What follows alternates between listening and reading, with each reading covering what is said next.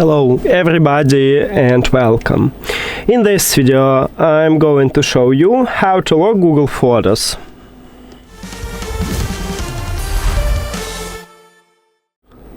So, if you have iPhone, you can easily do this without installing any application.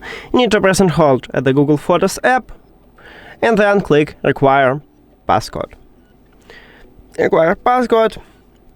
Write your password, and now if I open the application it will ask me to write my password. And on Android you cannot do this. I mean, you need to install App Locker application to do this, because by default, let me show it for you.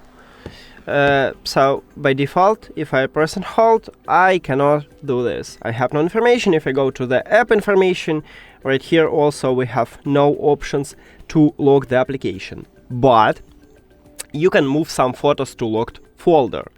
To do this, you need to open Google Photos application, then select some photo what you wanna lock, let's say this one, or you can select more. Now, at the bottom, you need to scroll and you need to find Move to Locked Folder button and tap at this button. Then click Move.